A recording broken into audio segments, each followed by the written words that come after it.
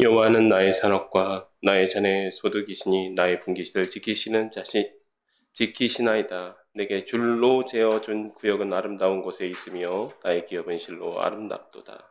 나를 훈계하신 여호와를 송축할지라 밤마다 내 양심이 나를 교훈하도다.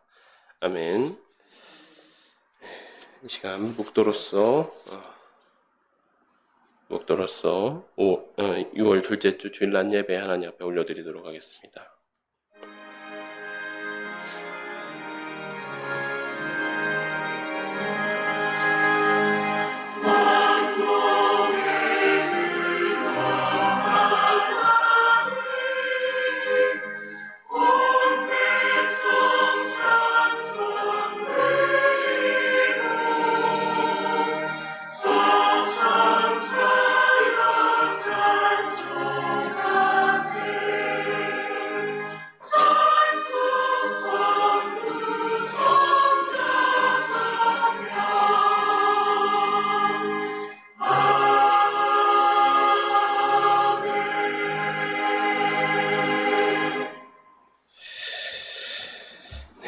이 시간 다 함께 일어나셔서 찬송 1장 부르시도록 하겠습니다.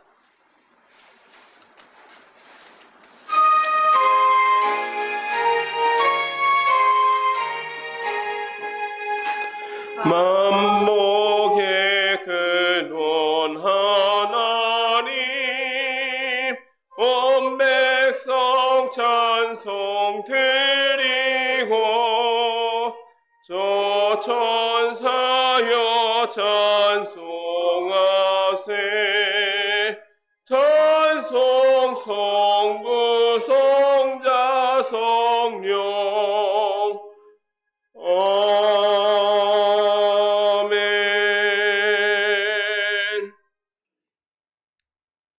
이 시간 성시교독 43번 교독문 43번 함께 교독하시겠습니다. 여호와께서 다스리시니 만민이 떨 것이요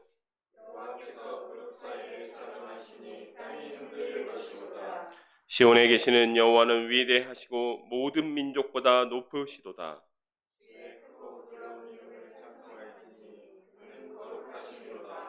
능력 있는 왕은 정의를 사랑하느니라. 주께서 공의를 견고하게 세우시고 너희는 여호와 우리 하나님을 높여 그의 발등상 앞에서 경배할지어다.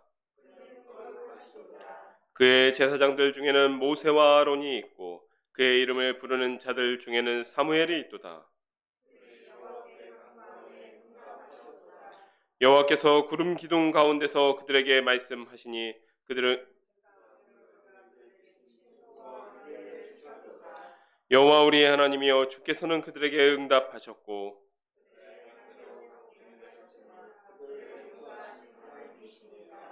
너희는 여호와 우리 하나님을 높이고 그 성산에서 예배할지어다. 이 하나님은 거룩하심이로다. 아멘.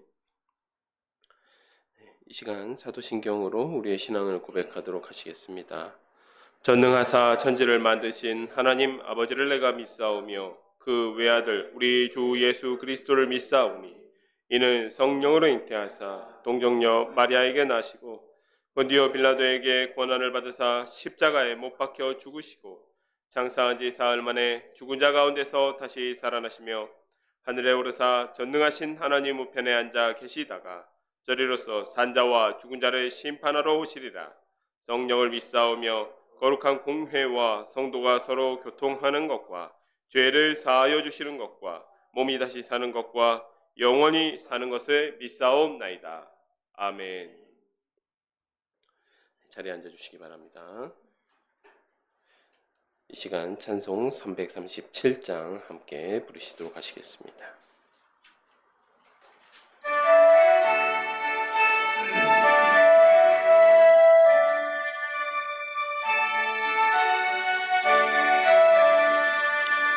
내 모든 시험 무거운 짐을 주 예수 앞에 아뢰이면 그 근심에 쌓인 날 돌아보사 내 근심 모두 맡으시네.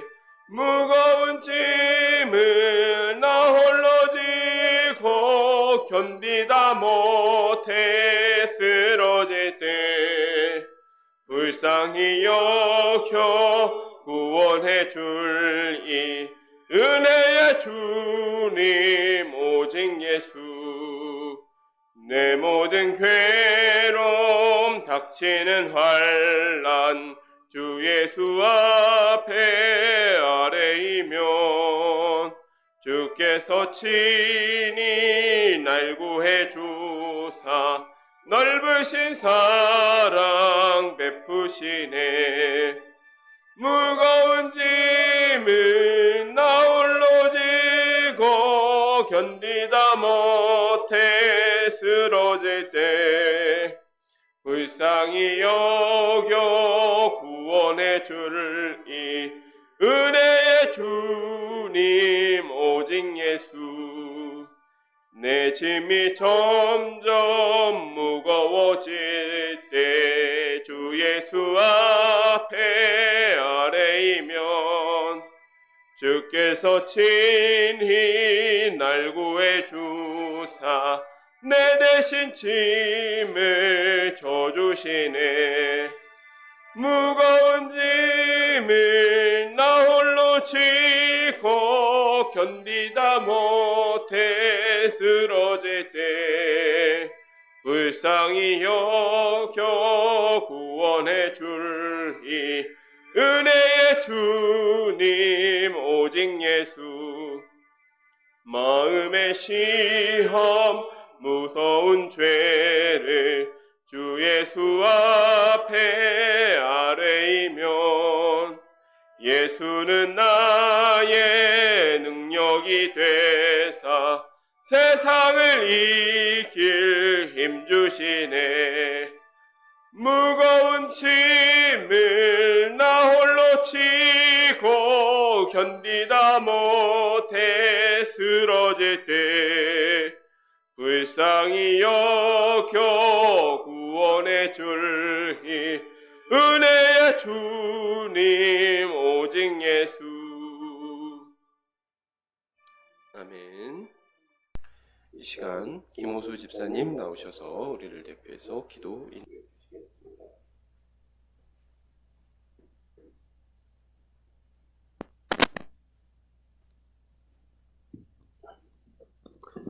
같이 기도드리겠습니다.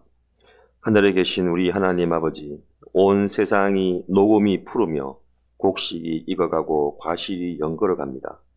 하늘에는 새들이 날아다니고 땅에는 온갖 동물들이 뛰어다니며 셀 수 없는 생명체들이 하나님 아버지의 돌보심으로 먹고 살아가고 있습니다. 이 형용할 수 없이 아름다운 자연을 우리에게 주시고 우리를 돌보아 주시니 이 세상에 올려드릴 수 있는 모든 감사의 감사를 하나님 아버지께 올려드리옵나이다. 허물 많고 죄 많은 저희들을 용서하여 주시고 하나님 아버지의 자녀 삼아 주시니 또한 눈물로 감사를 드리며 하나님께 찬양을 올려드리고 영광을 올려드리옵나이다. 저희들이 하나님 아버지의 말씀을 배우고 진리를 깨달아 참되고 바르게 살려고 노력하나 아버지께서 보시기에 여전히 부족함이 많음을 알고 있습니다. 모쪼록 기도드리옵기는 저희의 생각을 지켜주시옵고 마귀 사탄의 유혹을 이길 수 있도록 하여 주시옵소서. 지혜와 명철을 더하여 주시옵소서. 하나님 아버지, 세상은 어지럽고 악이 더욱 만연해 가고 있으며 무엇이 참이고 진리인지 무엇이 악이고 죄인지 분별하기 어려운 시대에 사람들은 살고 있습니다. 생명을 경시하여 자기 가족을 죽음에 이르게 하고 이익에만 눈이 멀어 안전사고로 허망하게 사람들이 죽어가고 있습니다. 중동과 우크라이나에는 국가 간의 이해와 이익으로 인해 수많은 사람들이 억울하게 허망하게 죽어가고 있습니다. 하나님 아버지, 이 모든 것이 인간들 스스로 만들어가는 불행한 역사지만 기도하옵이는 아버지께서 친히 도와주시어 허무한 죽음을 이제는 막아 주시옵소서. 진리를 깨닫지 못하고 불순종하는 자들의 눈이 어두워 그러한 그악한 죄를 일삼고들 있습니다. 우리 주님의 말씀을 듣고 배운 자들이 널리 진리의 말씀을 전파하고 행동과 실천으로 빛을 비추어 세상을 밝힐 수 있도록 저희를 더욱 굳세고 강한 하나님의 군사들이 되게 하옵소서. 부디 바라옵기는 저희 인천 샤론 교회가 작지만 하나님의 말씀을 세상에 비추는 빛이 되게 하여 주시고 그 빛이 꺼지지 않게 도와주시옵소서. 상한 갈대를 꺾지 아니하시고 꺼져가는 등불을 끄지 아니하신다는 하나님 아버지의 말씀을 믿고 의지하오니 도와주시옵소서. 이곳 샤론 교회에 모인 형제 자매들을 위해 기도드립니다. 각자 처한 상황이 다르고 어려움과 기도하는 바가 있으니 주님께서 각자의 기도를 들어주시옵고 그 소원하는 바를 이룰 수 있도록 또한 도와주시옵소서. 부디 모두에게 성령을 부어주시고 악한 자에게는 힘을 주시고 약한 자에게는 힘을 주시고 아픈 자에게는 치유함을 주시고 부디 지혜와 명철을 더하여 주시옵소서. 오늘 예배를 기뻐 받아 주시옵고 저희의 찬양과 경배를 홀로 받아 주시옵소서. 이 모든 말씀을 예수 그리스도 이름으로 기도드리옵나이다. 아멘.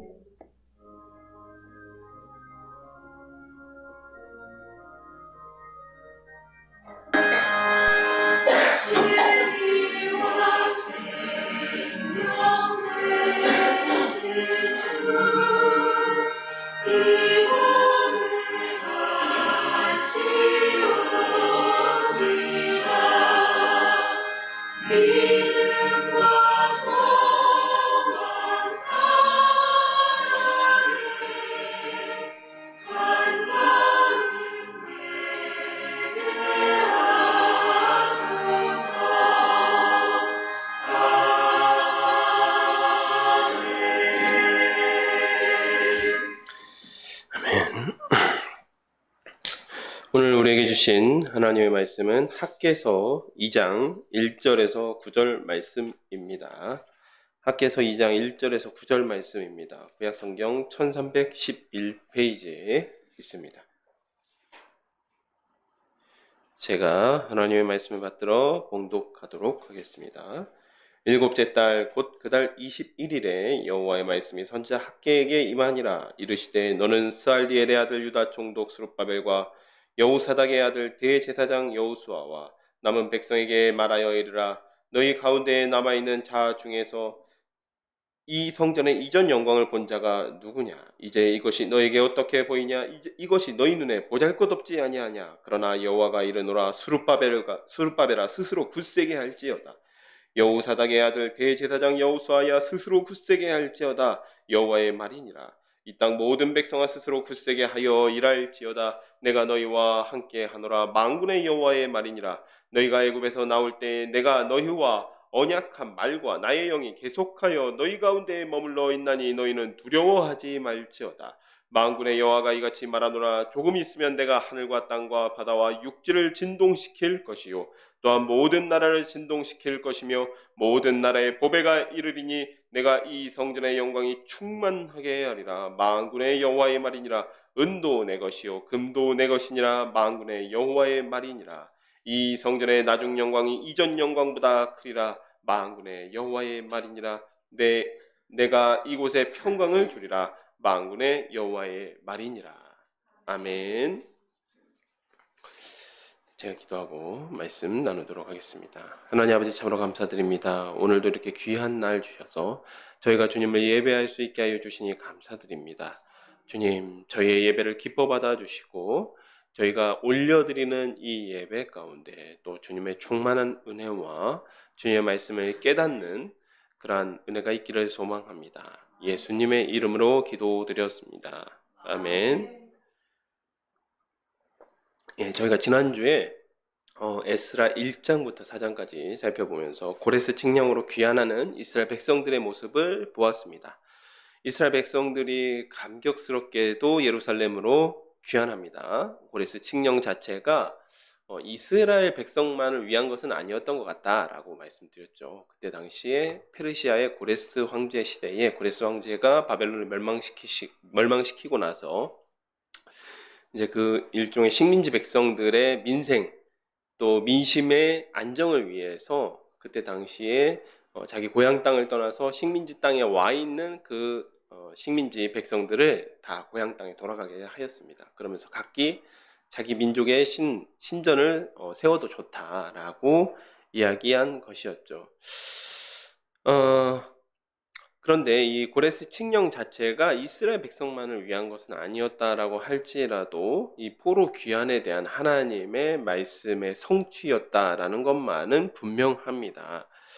그들은 또한 가문별로 이 귀환자의 수요를 파악하는 거에 굉장히 꼼꼼하게 기록하였어요. 굉장히 관심을 많이 가지고 있었는데 스룹바벨 시대의 기록과 자료가 이미 남아 있었다라는 것이죠. 왜냐하면 에스라가 이 에스라서를 기록할 때는 스룹바벨이 귀환할 당시부터 해도 최소한 한 70년에서 80년 정도 시간이 흐른 후입니다. 그런데도 불구하고 정확하게 각 가문별로 몇 명씩 돌아왔다라고 하는 것은 스룹바벨 시대에 이미 인원 파악, 그 가문별로 몇 명이 돌아왔고 이 가문이 어떤 족보에 속하는지에 대해서 정확하게 파악하여서 기록하였기 때문에 이런 것들이 가능했다라고 보고 있습니다. 또한 그들은 초막절 예배를 드리면서 감격함으로 예루살렘 성전의 재건을 시작하였습니다. 일부는 또 그 중에 일부 이제 또 부유한 사람들은 또 족장들은 자원하는 마음으로 상당한 거금을 헌금했다 해서 그렇게 이제 말씀을 드린 적이 있습니다. 성전 기공식을 하면서는 다윗의 규례에 맞춰서 제사장들이 먼저 나팔을 불고 그 다음에 아삽 자손들 이 원래의 성전의 찬양대들이죠. 아삽 자손들이 찬양을 합니다. 여기서 확인할 수 있는 사실이 무엇이냐면 이 포로에서 귀환한 백성들도 하나님의 언약의 백성이다. 우리도 우리 조상들과 마찬가지로 언약의 백성들이다 라고 하는 것을 확인하기 위해서 확인받기 위해서 굉장히 힘썼다라는 사실, 그리고 하나님 이 바벨론 포로를 통해서 하나님의 경외하는 방법을 분명하게 배웠던 것 같다라고 하는 것들을 우리가 확인해 볼 수가 있습니다. 이렇게 감격스럽게 성전 재건을 시작하였지만 그 과정이 결코 형통하지 않았죠. 왜냐하면 그 당시에 이 아수르의 침략 때 이주해온 이방인들이 성전 재건에 함께하고자 청원을 했다가 거절당합니다. 이스라엘 백성들이 율법에 따라서 성과 속을 구별하는 것들에 굉장히 힘썼기 때문에 그들을 단호하게 거절합니다. 다만 그 가운데서 이들이 그 이스라엘 백성들의 거부에 대한 앙심을 품고 관리들에게 뇌물을 주어서 거짓으로 유다 사람들을 고발합니다. 이 사람들이 반란을 일으키려 합니다 라고 고발하고 그 결과 다리 왕 2년까지 무려 16년 동안 성전 공사가 중지됩니다. 이 시간에는 성전 공사가 중지되는 기간이 끝나가는 이 다리오 왕 2년에 학계 선지자에게 임한 말씀을 살펴보도록 하겠습니다.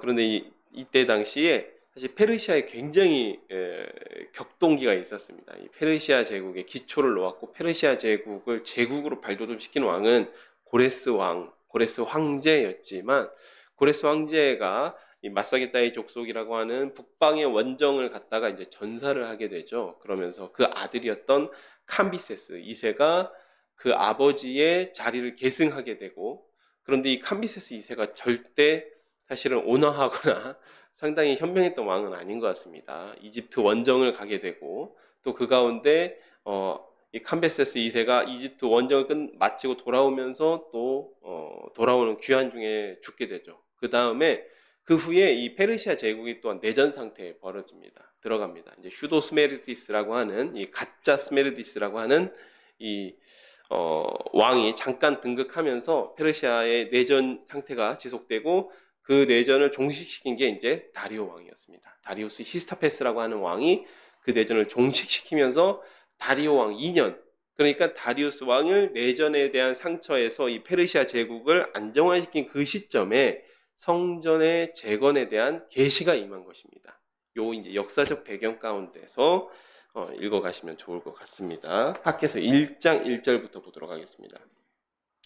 다리오 왕 제2년 여섯째 달 곧 그 달 초 하루에 여호와의 말씀이 선자 학개로 말미암아 스알디엘의 아들 유다 총독 스룹바벨과 여호사닥의 아들 대제사장 여호수아에게 임하니라. 이르시되 만군의 여호와가 이같이 말하여 이르노라. 이 백성이 말하기를 여호와의 전을 건축할 시기가 이르지 아니하였다 하느니라. 여호와의 말씀이 선자 학개에게 임하여 이르시되 이 성전이 황폐하여거늘 너희가 이때에 판벽한 집에 거주하는 것이 옳으냐. 그러므로 이제 만군의 여호와가 이같이 말하니 너희는 너희의 행위를 살필지라. 너희가 많이 뿌릴지라도 수확이 적으며 먹을지라도 배부르지 못하며 마실지라도 흡족하지 못하며 입어도 따뜻하지 못하며 일꾼이 싹쓸 받아도 그것을 구멍 뚫어진 전대에 넣음이 되느니라. 만군의 여호와가 말하노니 너희는 자기의 행위를 살필지니라. 너희는 산에 올라가서 나무를 가져다가 성전을 건축하라. 그리하면 내가 그것으로 말미암아 기뻐하고 또 영광을 얻으리라. 여호와가 말하였느니라. 너희가 많은 것을 팔았으나 도리어 적었고 너희가 그것으로 집으로 가져갔으나 내가 불어버렸느니라. 나 만군의 여호와가 말하노라. 이것이 무슨 까닭이냐. 내 집은 황폐하였을 때 너희는 각각 자기의 집을 짓기 위하여 빨랐음이라. 그러므로 너희로 말미암아 하늘은 이슬을 그쳤고 땅은 산물을 그쳤으며 내가 이 땅과 산과 곡물과 새 포도주와 기름과 땅의 모든 소산과 사람과 가축과 손으로 수고하는 모든 일에 한재를 들게 하였느니라. 학개 선지자에게 임한 첫 번째 계시의 말씀입니다. 1절에 보면 다리오 왕 2년 여섯째 달 초하루에 선지자 학개에게 이 말씀이 임하였다라고 이야기하고 있죠. 이게 이제 서력으로 보면 주전 520년입니다. 520년이고 여기서 학개라는 선지자 이름, 우리가 학개 선지자의 배경에 대해서는 사실 좀 찾아보기가 어렵습니다. 그리고 학개란 이름 자체가 그렇게 흔한 이름은 아니에요.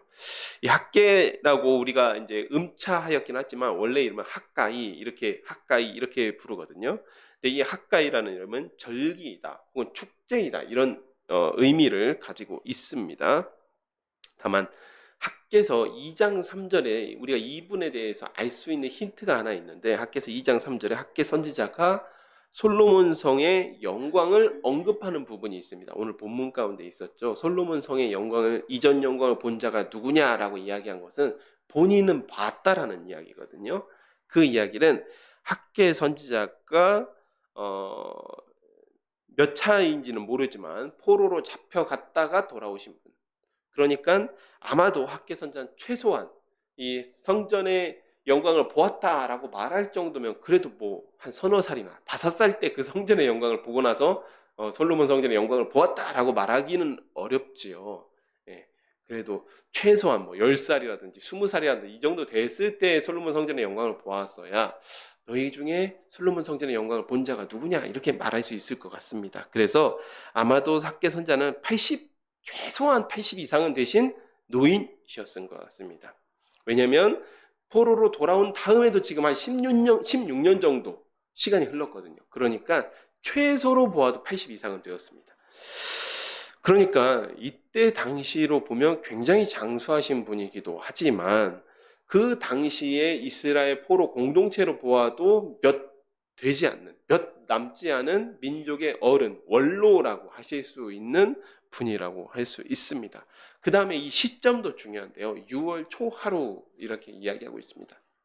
보통 예언 같은 경우를 볼 때 우리가 초하루에 예언이 임하는 경우들이 조금 있습니다. 우리가 이 예언서들을 살펴보면 그런 경우가 조금 있는데 이 초하루는 뭐냐면 월삭 예배가 있던, 월삭 제사가 있던 날이죠. 그렇기 때문에 아마 이 월삭 제사를 계기로 해서 학개 선자에게 계시가 임한 것으로 6월의 월삭 제사를 계기로 학개 선자에게 하나님의 말씀이 임한 것으로 보입니다. 이 당시에 이스라엘 백성들의 주류 여론이 무엇이었냐면 여호와의 전을 건축할 시기가 이르지 않았다라고 하는 것이었습니다. 그러나 하나님께서는 이스라엘 백성에게 학개 선지자를 통해서 이렇게 말씀을 건네시는 거죠. 너희가 판벽한 집에 거주하는 것이 옳으냐라고 묻고 있습니다. 판벽한 집은 우리말로 해석하였기 때문에 이 판자로 만든 벽이 있는 집이라고 이야기하는 거죠. 지금이야 판잣집에 거주하는 사람 별로 없지만 이제 조선시대만 보더라도 판자라고 하는 것 자체가 귀한 자원입니다. 일단 갖다가 나무를 갖다가 한 번 더 가공을 해야 판자가 나오죠. 그래도 쓸만한 판자가 나오니까 그런 의미로 이렇게 번역을 해놨는데, 조금 더 히브리어 원어에 가까운 뜻을 보면 지붕이 있는 집이라는 의미입니다. 이게 무슨 의미가 있냐면, 지금 성전은 기초 공사만 하고 성전 건축한 지 1년 만에 1년 만에 중단이 되었거든요. 그러니까 기초 공사, 지금 뭐 거의 터만 다진 상태입니다. 그런데 하나님께서는 너희들은 내 집은 터만 다져놓고 너희들은 지붕이 있는 집에 거주하는 것이 옳으냐? 지금 이게 맞는 것이냐라고 스스로에게 질문을 던지게 하신 것이죠. 네. 그렇다면 여러분, 건축하다가 지금 16년이나 15년, 16년, 정확하지는 않습니다. 15년에서 16년 기간 동안에 이 건축이 중단되었습니다. 어떻게 되었을까요? 제가 가끔 이제 인하대를 가는데, 인하대를 이렇게 가다 보면 이렇게 건축이 중단된 건물이 있습니다. 건축이 중단된 건물, 아마도 이제 이 건축주가 중간에 부도가 나거나 해가지고 건축을 포기한 것처럼 보이는데, 그럼 보통 흉물이 됩니다. 시간이 좀 오래되면 콘크리트 건물로 이렇게 올렸다고 하더라도 다 흉물이 됩니다. 흉물이 되죠. 보통은 그 가운데 이제 점점 흉물스럽게 방치가 되고, 온갖 좀 불량스러운 사람들이 거기 다니다 보면 점점 이제 동네 치안이나 민심도 나빠지고 뭐 그런 경우가 굉장히 많습니다. 그런데 지금 예루살렘 성전은 비록 기초 공사만 다져놓은 상태지만 방치가 되었기 때문에 그런 상황에 처해 있는 것이라고 볼 수 있죠. 그러니까 그런 것을 다시 재건하려고 하니까 이스라엘 백성들도 지금 굉장히 부담이 되는 겁니다. 그래서 이들이 이야기한 것이 때가 이르지 않았다라고 변명하고 있는 것이죠. 6절을 보면 이스라엘의 귀한 공동체가 성전 건축이 중단되어서 각자의 사업, 자기 생업에만 매달리고 있었다. 하지만 하나님께서 복을 주시지 않으니 결코 만족스러운 열매가 없었다라고 말씀하고 계십니다. 이 7절에서는 이 다른 측면에서 성전 공사를 재개할 것을 말씀하시는 건데요. 사실 6절까지의 내용과 7절부터 11절까지의 내용이 같은 것을 이야기하고 있습니다. 같은 이야기를 하고 있어요. 7절에서는 자기의 행위를 살필지라. 이 이야기는 지금 이스라엘 백성의 행위가 하나님의 뜻에 순종하고 있는 것인지 혹은 불순종하는 것인지 살펴보라는 말이죠. 그리고 나서 바로 이어서 나오는 것이 산에 올라가서 나무를 가져다가 성전을 건축하라입니다. 이 이야기는 그러면 하나님께서 그로 말미암아 영광을 받으실 것이다. 그 산에 올라가서 베어서 만든 나무로 건축한 성전으로 영광을 받으실 것이다 라고 말씀하십니다. 갑자기 이 얘기가 왜 나올까요? 이것은 성전 건축 비용에 대한 문제가 있었다라는 것입니다. 에스라서 3장 7절, 우리 지난주에 본 부분인데 한번 에스라서 3장 7절을 살펴보았으면 좋겠습니다. 함께 에스라서 3장 7절을 보았으면 좋겠습니다. 에스라서 3장 7절을 보면요, 이 성전 기공식 장면인데, 이 성전 기공식에서 이스라엘 백성들이 나름은 힘을 썼습니다. 나름 정성을 들였다라는 부분을 알 수 있습니다. 네, 함께 읽겠습니다. 이에 석수와 목수에게 돈을 주고 또 시돈 사람과 두로 사람에게 먹을 것과 마실 것과 기름을 주고 바사왕 고레스의 명령대로 백향목을 레바논에서 여빠 해변까지 운송하게 하였더라. 자, 보면요, 일단 기본적으로 이스라엘 백성이 성전을 재건할 때 자기들이 뭐 이렇게 노동력을 한 게 아니라 조금 더 돈을 주더라도 기술자들을 고용했습니다. 그 다음에 레바논의 백향목, 최고급의 건축 자재를 수입해 와서 그것으로 성전을 지으려고 하였습니다. 실제 맨 처음에 시작은 그렇게 하였다는 것이죠. 그리고 이것이 무슨 의미가 있냐면, 솔로몬의 성전을 따라서 솔로몬의 성전을 건축한 그 건축 설계 도면, 그 다음에 그 자재를 사용해서 성전을 건축하고자 노력했다라는 거예요. 근데 이 사람이 굉장히 노력했죠. 처음에는. 우리가 그 부분은 알아야 됩니다. 그런데 문제는 최고급 자재로 건축을 딱 시작하고 나니까 다시 재개하려고 보니까 이제 돈이 없는 겁니다. 돈이 없어요. 이때 당시에 이 일이 가능했던 것은 일부 족장들이 상당한 금액의 헌금을 했다라는 것, 그 다음에 고레스 왕의 허용이 있었기 때문에, 허가가 있었기 때문에 가능한 건데, 그 고레스 왕에 의해서 지금 허가가 취소됐고, 건축 허가가 취소됐고, 그 다음에 이미 돈도 많이 써버렸습니다. 건축 자재가 너무나 부담스러운 것입니다. 16년간이나 공사가 중단되었으면 이미 모아놓은 건축 자금 어떻게 됐을까요? 지금이야 사실은 우리가 계좌에 돈을 모아놔도 이거 16년 동안 뭐 어떤 일을 하려고 하다가 중간에 무산되었어요. 그러면 이 계좌에 모아놓은 돈을 16년 동안 고스란히 보관하는 거는 또 가능할 수도 있습니다. 나는 뭐 적금을 뭐 아주 장기적으로 적금을 둔다든지 하면 가능할 수 있습니다. 하지만 이때 당시에 다 현물이란 말이죠. 은과 금으로 다 거둬들인 겁니다.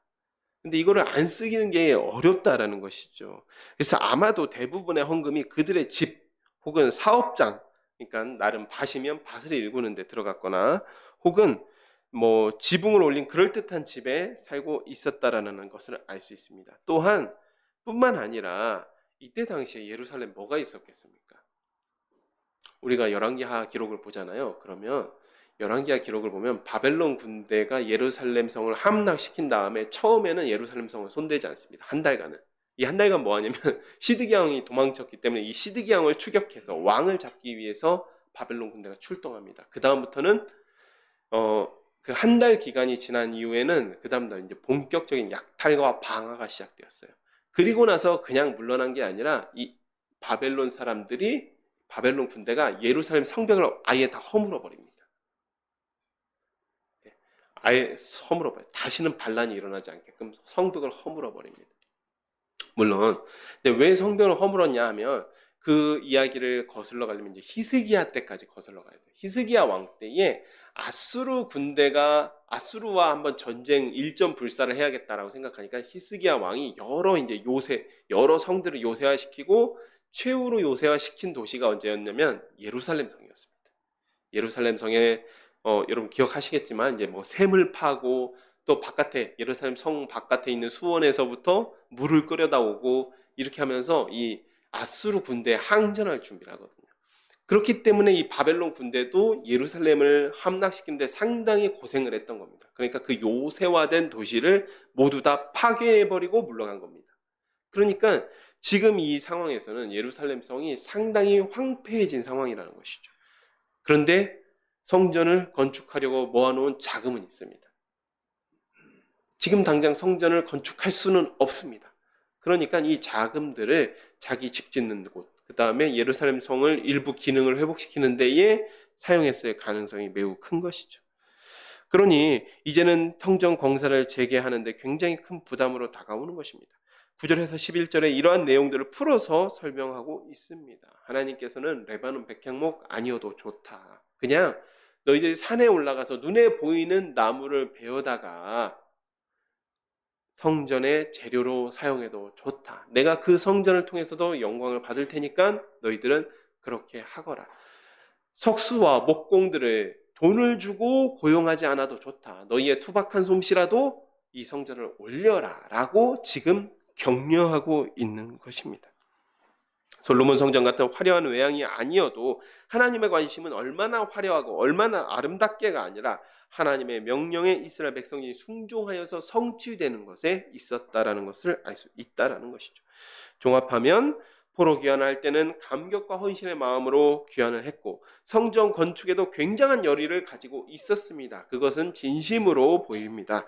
다만 솔로몬 성전 때에 보았던 솔로몬 페르시아 정부에서 성전 공사가 중단되자 성전 재건에 대한 열의도 빠르게 식어버리는 것이죠. 우리도 그런 경우 많이 볼 수 있죠. 우리도 스스로 냄비긍선이다. 우리 민족에 대해서 스스로 이제 자조할 때 그렇게 이야기하지 않습니까? 어떤 문제가 발생했을 때는 빠르게 열정적으로 일어났다가 금방 식어버린다. 그런데 여러분 놀라운 사실이 뭔지 아십니까? 우리 스스로 그렇게 얘기하는데 각 나라와 민족 문화권마다 그러한 비슷한 이야기가 있다고 합니다. 즉 이 이야기는 우리는 냄비 근성이라고 이야기하는 그 이야기가 사실은 인간의 보편적이고 공통적인 죄악된 성품 중에 하나라는 것이지요. 그래서 열정이 식어버리니까 드려진 헌금이나 가져온 자금들을 모두 다 자기를 위해서 사용했고 그것이 다시 성전 공사 재개에 대한 부담으로 돌아온 것입니다.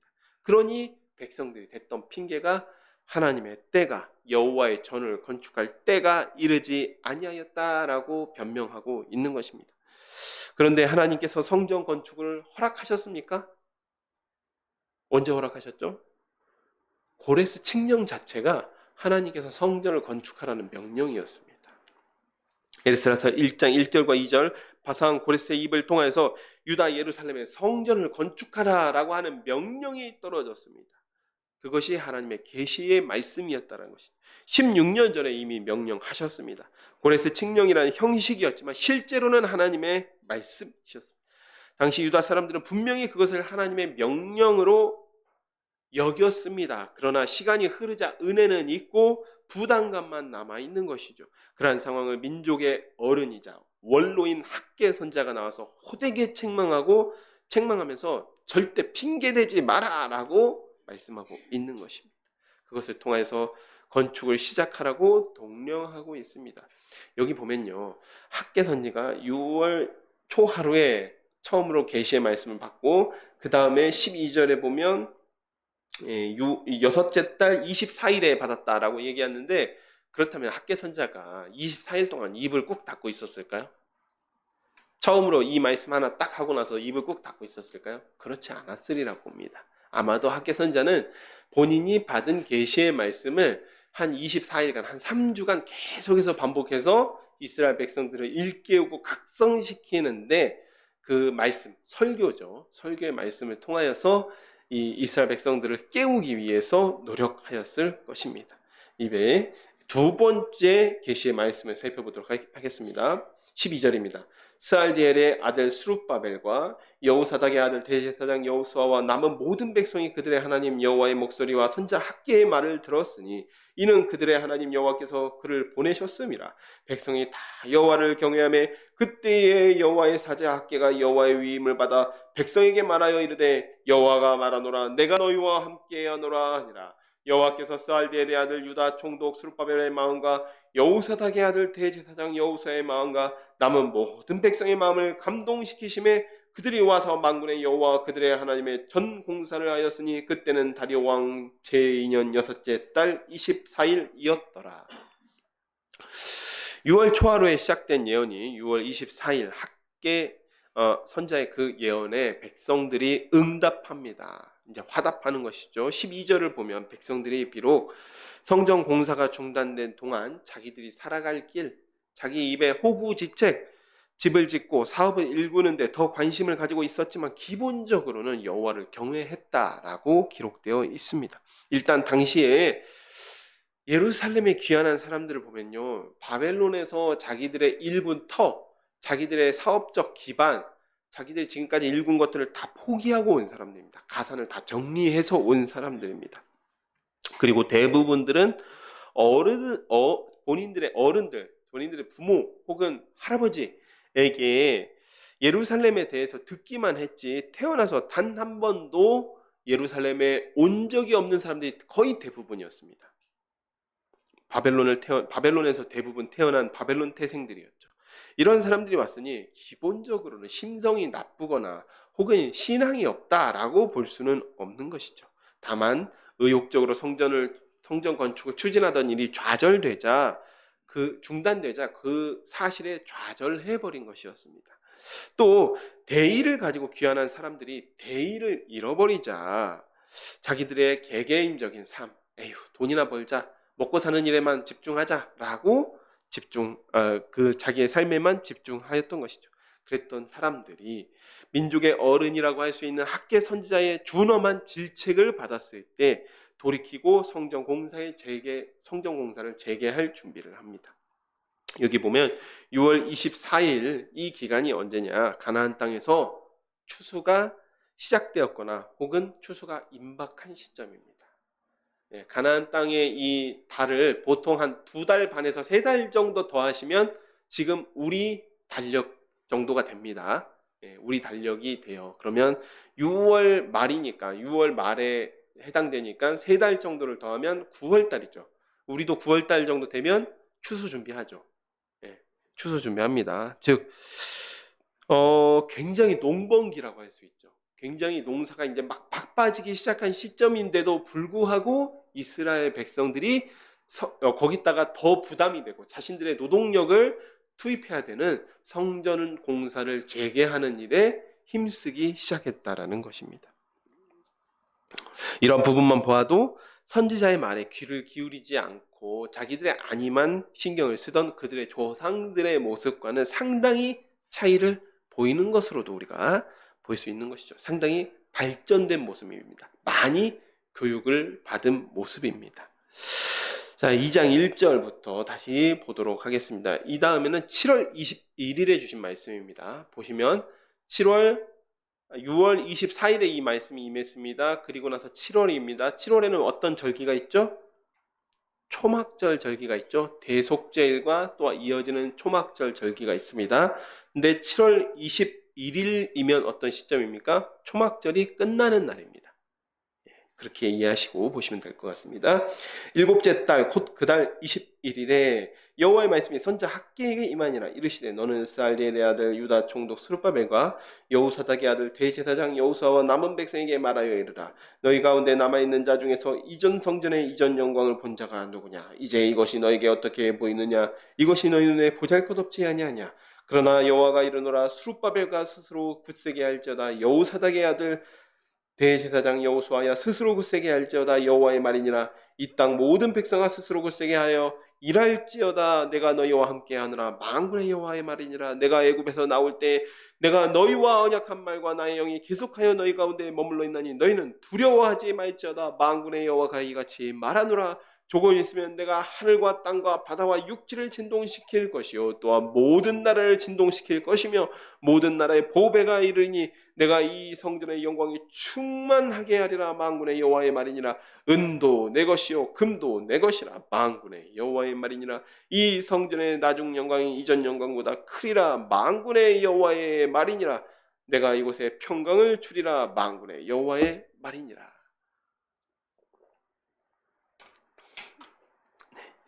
7월 21일 학개선자에게 두 번째 예언의 말씀 계시가 임합니다. 시점이 의미가 있죠. 7월 15일부터 초막절을 지켰을 테니까 초막절 마지막 날에 하나님께서 학개선자에게 계시해 주십니다. 그러면 학개선지자의 이름도 상당히 의미가 있죠. 절기, 월삭의 첫 예언이 임하고 그 다음에 다시 백성들을 독려할 때에는 초막절의 마지막 날의 예언이 임하였습니다. 이 말씀을 주신 것은 백성들이 성전 공사를 재개하며 이 스룹바벨 성전의 초라한 모습, 백성들이 보기에도 자기들이 자기 손으로 짓는 성전이 너무 초라한 겁니다. 왜 안 그렇겠습니까? 이미 돈도 다 써버려서 어떻게든 그냥 뒷동산 올라가서 좋은 나무가 아니라 그냥 뒤에 눈에 보이는 나무, 급하니까요. 눈에 보이는 나무를 톱으로 켜서 그것들을 가져와서 건축을 시작하는데 성전의 모습이 너무 초라한 것이죠. 그러니 초라한 성전의 모습에 낙심하고 자책하는 사람들이 많았던 것 같습니다. 앞에서도 이야기했듯이 성전 기초공사를 할 때는 막 제사장이 나팔을 불고 아삽자손이 찬양하고 레바논의 백향목으로 솔로몬 성전 흉내를 내어서 공사를 시작했습니다. 터를 다진 것이죠. 학개선자가 그런데 이 성전 공사가 중단되자 학개선자가 준엄하게 자기들의 게으름을 꾸짖습니다. 선지자의 말씀대로 이 어르신의 말씀대로 산에 올라가서 보이는 대로 나무를 잘라와서 성전 공사를 시작하니 공사를 하고 있는 자기들이 신나지가 않아요. 솔로몬 성전이 아니라 16년 전 공사를 시작할 때랑 비교해 보아도 너무나 초라한 모습입니다. 낙심한 사람들이 많았다는 것을 알 수 있습니다. 그래서 두 번째 예언에서는 하나님께서 학개선자를 통해서 열악한 환경 가운데서 성전 공사를 재개한 이스라엘 백성들을 위로하고 계신다는 것을 알 수 있습니다. 3절을 보면 학개선자는 솔로몬 성전을 경험했던 사람으로 보이죠. 그가 보기에도 백성들 눈이나 학개선자 눈이나 다르겠습니까? 학개선자는 오히려 더 정확하게 봤을 겁니다. 이미 솔로몬 성전의 영광을 본 사람이기 때문에 그렇죠. 스룹바벨 성전 보잘것없습니다. 왜 안 그러겠습니까? 생각해보면 당연한 거죠. 솔로몬 성전은 누가 지었습니까? 솔로몬이 지었지만 다윗 왕이 자기의 평생에 걸쳐서 준비했습니다. 솔로몬 왕은 말 그대로 공사만 시작한 거예요. 그 준비는 다윗 왕이 모든 걸 다 했습니다. 그리고 그때 당시에는 이스라엘의 국력이 이스라엘이 쪼개질 때도 아니었고 이스라엘의 국력이 최정점이었을 때였습니다. 이스라엘의 그 영향력이라는 것이 유프라테스 강까지 이를 때 최정점에 이를 때에 나라의 모든 것을 들여서 성전을 지었을 때와 지금은 한 4만 명가량의 그것도 포로에서 귀환한 사람들이 십시일반 모아가지고 성전을 건축하는 것과 어찌 같을 수가 있겠습니까? 건축 자금에서부터 비교할 수도 없고 기술적으로도 두로왕 히람에게 기술자들을 빌려와서 국가 시책으로 건축했던 성전과 비교할 수가 없습니다. 하나님께서는 그렇지만 계속해서 이스라엘 백성들에게 힘을 주고 계시고 격려하고 계십니다. 4절에 스스로 굳세게 할지어다. 수룹바벨과 여호수아 대제사장에게 이렇게 이렇게 명령하시는 것이죠. 5절에 나의 영이 너희 가운데 머물러 있나니 너희는 두려워하지 말지어다. 하나님께서 9절에 이 성전의 나중 영광이 이전 영광보다 크리라 라고 선포하십니다.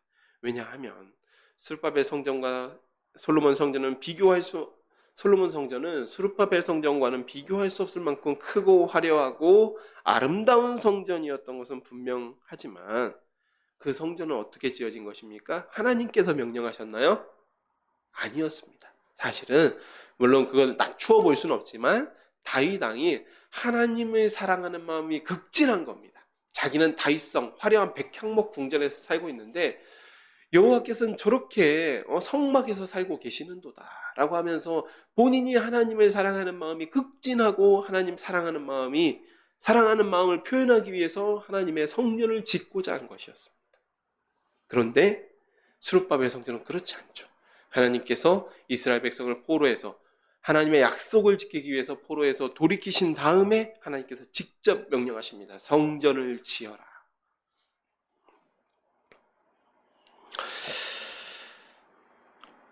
솔로몬 성전이 가치가 없다라는 것이 아니라 하나님께서 지으라고 명령하신 성전을 짓는 일에 순종하는 그 모습을 하나님께서 솔로몬 성전의 영광과 화려함보다 더 가치 있게 여기신다라는 의미입니다.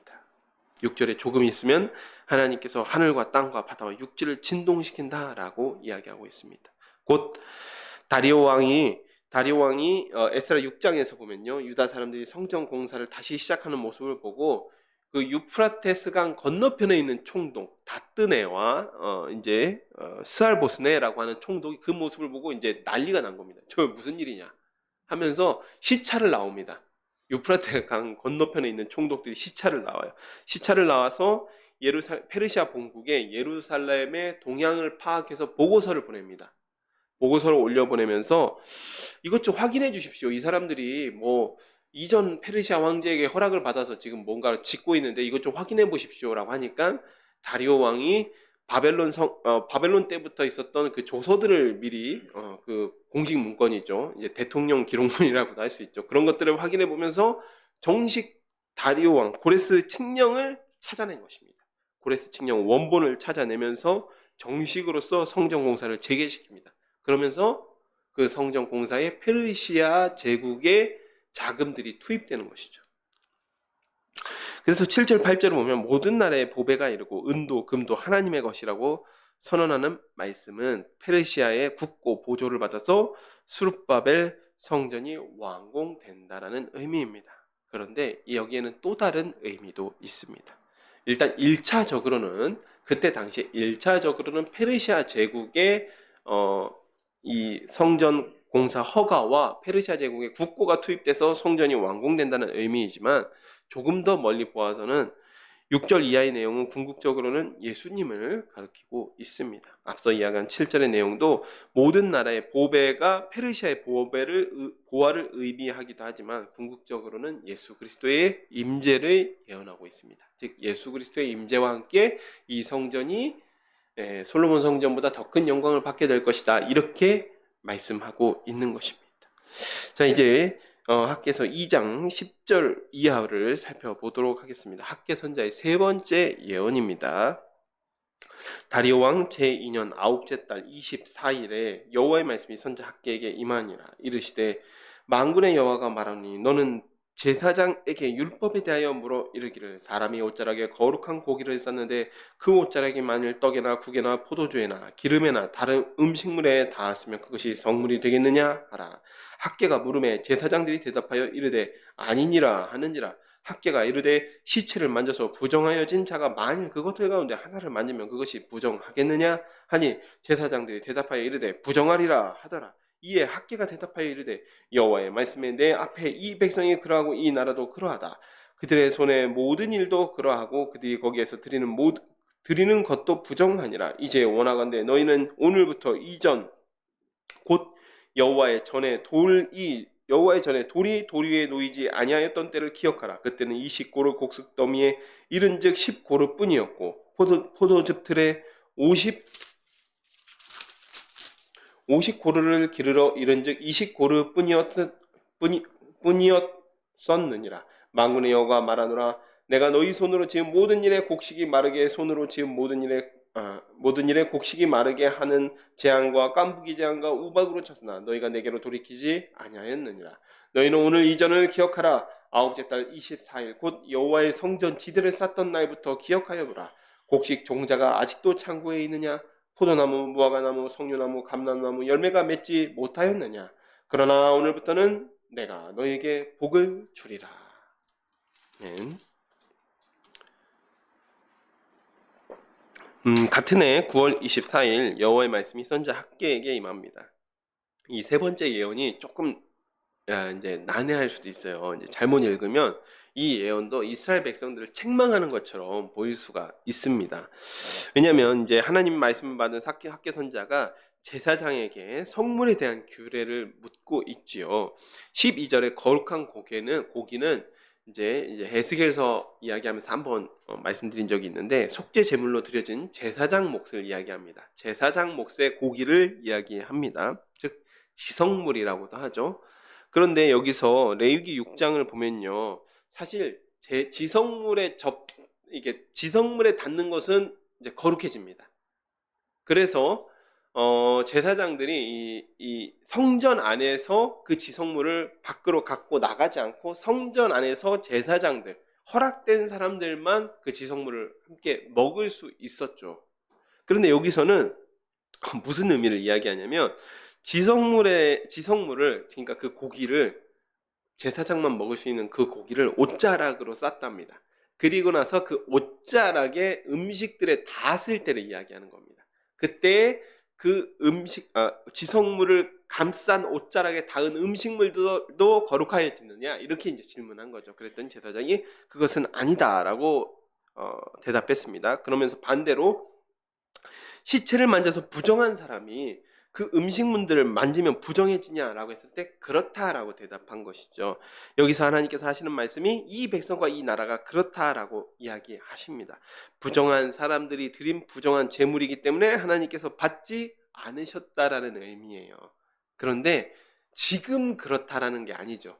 지금 그렇다라는 게 아니라 여기 보면 9월 24일 지금 성전 전지대를 놓은 9월 24일 이전까지는 그러했을지 모르지만 지금 9월 24일 이후 성전 공사가 재개된 그 이후부터는 내가 너에게 복을 주겠다라고 이야기하시는 거예요. 이전까지는 너희들이 그렇게 부정한 자가 드리는 재물 같아서 내가 받지 않았지만 지금부터는 내가 너희에게 복을 주겠다. 그래서 복을 받지 못했을 때 부정하게 드려졌을 때에는 아무리 너희들이 수고해도 소출이 시원찮았다라고 말씀하시는 것이죠. 자, 보면 여기가 계시가 임한 날짜의 의미가 또 있어요. 뭐냐면 제가 6월과 7월은 추수가 시작되는 농번기라고 말씀드렸습니다. 그러면 9월 달은요, 지금 9월 24일, 그러니까 9월 말이 되면 지금 현재 우리 달력으로는 12월에 해당됩니다. 그러니까 어지간한 추수는 다 맞춰진 때입니다. 어지간한 추수가 다 맞춰진 때이고요. 또 하나, 이때 보통 이쯤에 이른비가 내립니다. 이른비를 기다릴 때가 지금입니다. 하나님께서 이 말씀을 주신 이유가 있어요. 그러니까 농번기가 시작될 쯤에 성전 재건을 다시 공사를 시작했어요. 그 바쁜데 순종했다라는 것이죠. 그러니까 하나님께서 이전까지는 너희 소출이 시원치 않았지. 그렇지만 이후부터는 너희 소출이 풍성하게 내가 다시 복을 주겠다라고 말씀하시는 것은 이른비와 함께 주시는 겁니다. 이른비와 함께요. 이른비가 다시 내가 너희에게 충만한 이른비를 주고 그것으로 말미암아서 내가 너희에게 이 소출이 풍성하게 하겠다라고 약속하시는 거예요. 그러니까 이 학계 선지자는 사실 각 계시를 받은 날짜가 나름의 의미를 가지고 있는 것입니다.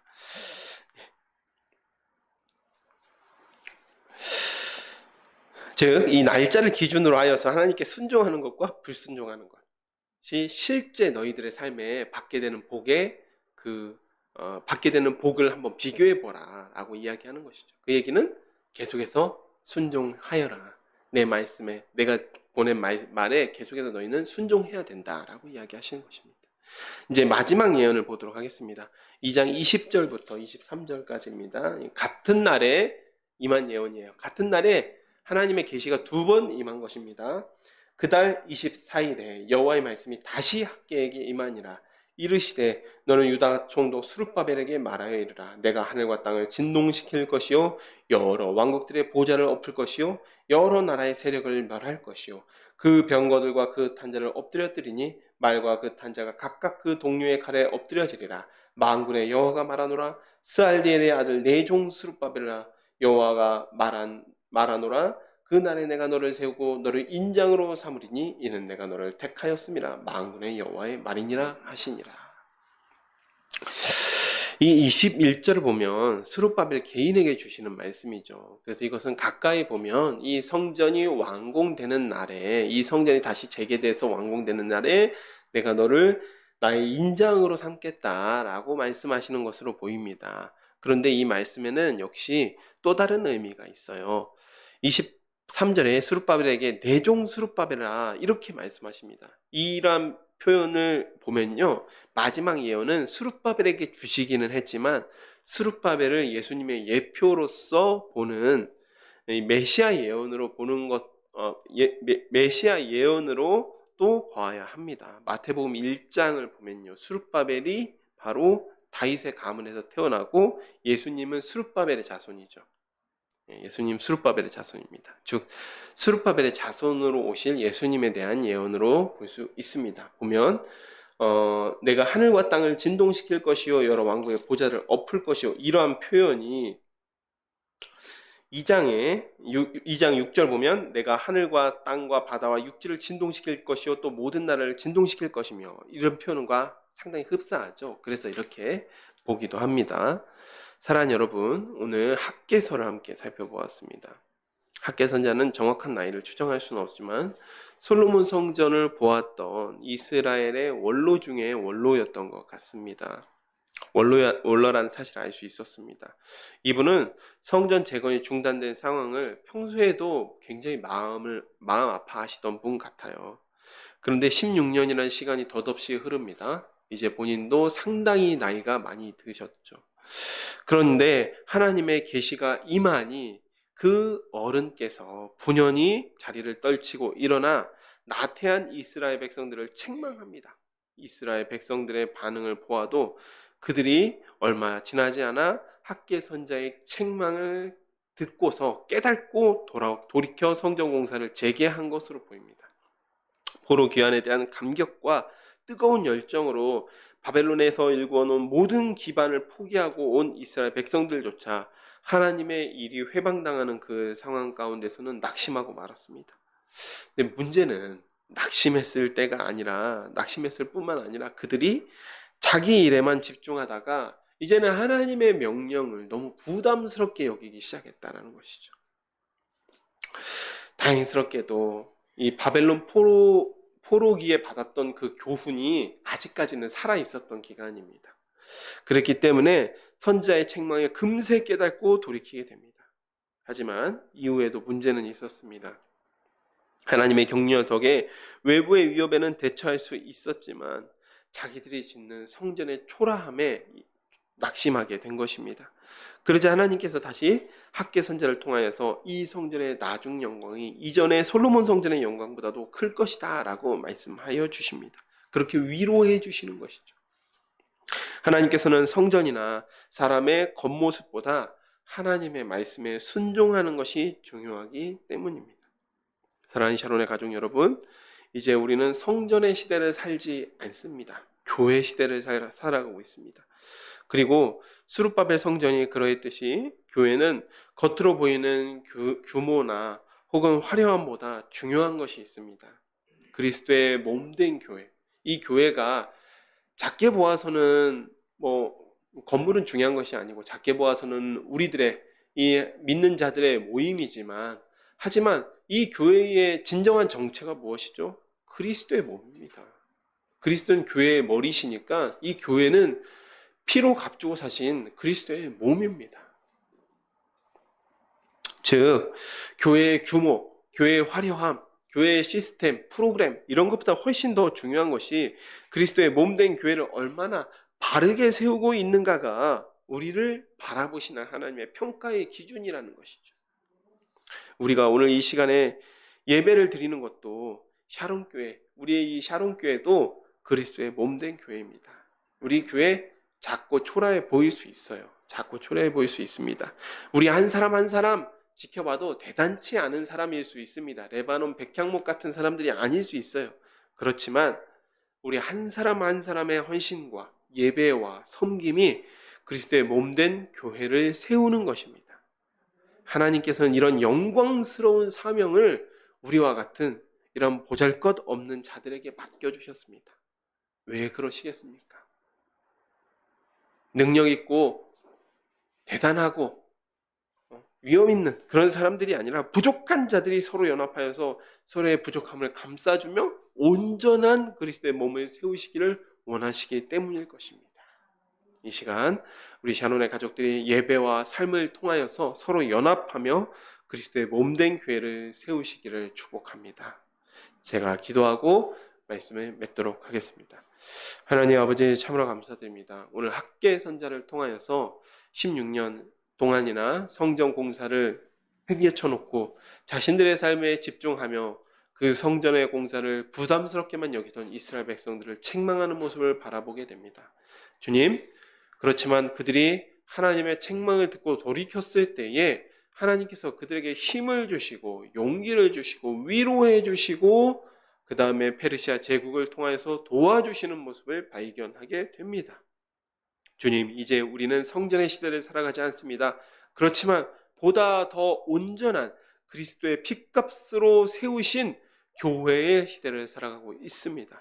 주님, 우리 한 사람 한 사람 레바논의 백향목같이 아름답고 화려하고 인정받는 사람들은 없을지도 모릅니다.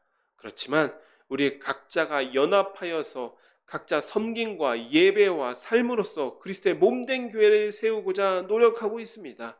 주님, 우리의 이 노력, 우리의 이 순종을 기쁘게 받아 주시었고 그리스도의 몸된 샤론 교회가 온전하게 세워지는 하나님의 기쁨이 되는 교회가 되는 그런 역사가 나타나게 하여 주시옵소서. 감사하며 예수님의 이름으로 기도드립니다. 아멘. 이 시간 210장 함께 찬송하시면서 준비하신 예물 하나님께 올려드리도록 하겠습니다.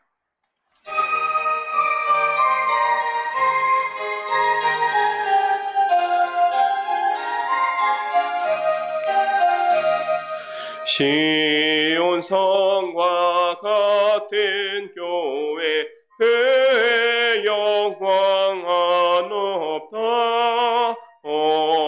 허락하신 말씀대로 주가 친히 세웠다 반석 위에 세운 교회 흔들 자가 누구랴 모든 원수에 워싸도 아무 근심 없도다 생명샘이 솟아나와 모든 성도 마시니 언제든지 흘러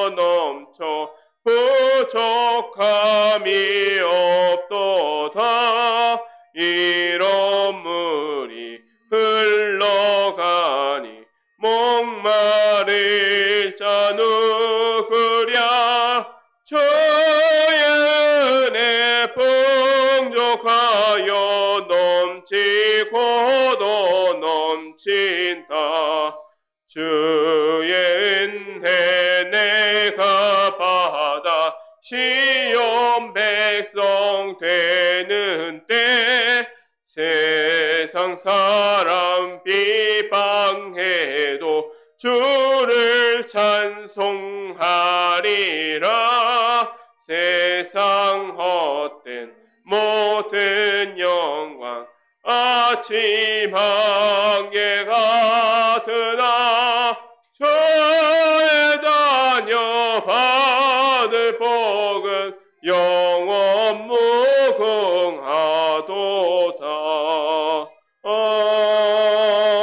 아멘. 드려진 헌금을 위해서 제가 기도하도록 하겠습니다. 하나님 아버지 참으로 감사드립니다. 오늘 이렇게 귀한 날 주님을 예배하기 위하여 우리를 교회로 불러주시니 감사드립니다. 주님, 이 교회 주님께서 주의 피로 값주고 사신 교회입니다. 주님, 저희 연약한 자들이 모여서 교회의 각 지체를 이루고 있습니다. 저희들이 연약하고 부족하지만 각자 연합하여서 이 교회를 세우게 하여 주시고 오늘 되어진 이 물질이 교회를 세워가는 가운데 그리스도의 몸된 교회를 세우는 가운데 귀하게 사용되게 하여 주시옵소서. 감사하며 예수님의 이름으로 기도드렸습니다. 아멘. 네, 오늘 우리 샤론교회 예배에 참석한 여러분 모두를 주님의 이름으로 환영하며 하나님의 은혜와 진리가 함께 하시기를 축복합니다. 네, 여러분들 우리 주보 뒤편에는 우리 교회 기도 제목이 있으니까 여러분들 기도하실 때마다 우리 교회를 위해서 같이 기도해 주시면 감사하겠습니다. 이 시간 함께 일어나셔서 찬송 3장 부르신 후에 주기도문으로 예배를 마치도록 하겠습니다.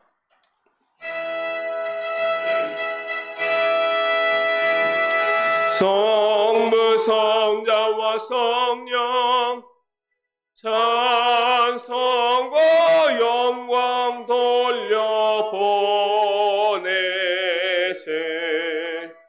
태초로 지금까지 또 영원 무궁토록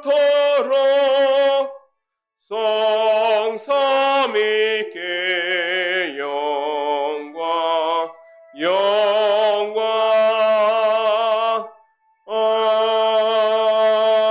아멘.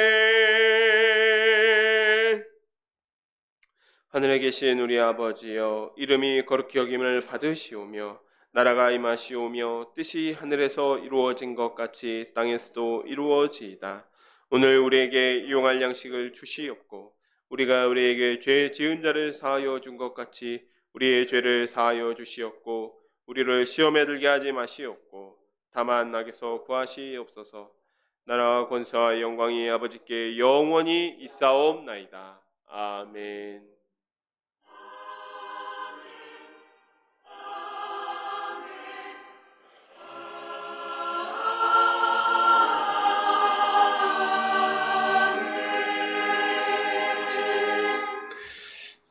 예배 마쳤습니다. 하나님께 영광과 감사의 박수 올려드리겠습니다.